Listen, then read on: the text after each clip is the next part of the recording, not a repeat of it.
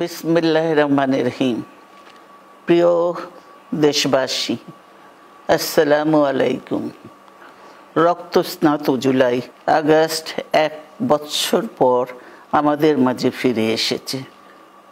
দীর্ঘ 16 বছর ফ্যাসিস্টদের নির্মম অত্যাচার, নির্যাতন, গ্রেফতার, হত্যা, খুনের মাধ্যমে গণতন্ত্রকে ধ্বংস করে এবং এক দলীয় শাসন ব্যবস্থা চিরস্থায়ী করতে চেয়েছিল আওয়ামী শাসক গোষ্ঠী।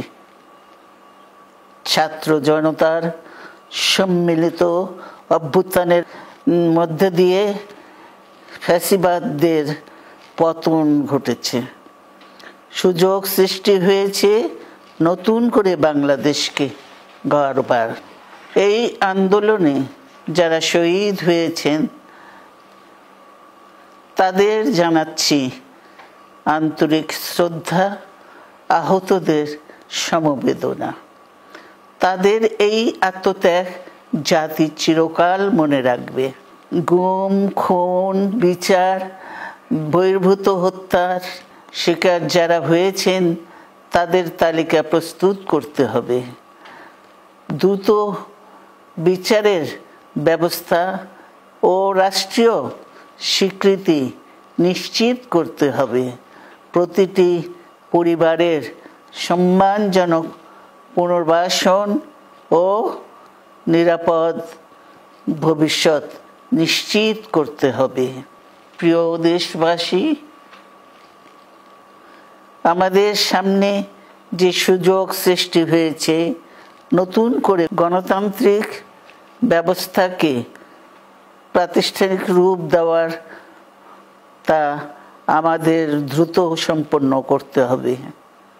কর্মসংস্থান সৃষ্টি করতে হবে, জনগণের নিরাপত্তা নিশ্চিত করতে হবে। সর্বোপরি বাংলাদেশের স্বাধীনতা, সার্বভৌমত্বকে রক্ষা করতে হবে যে কোনো মূল্যে।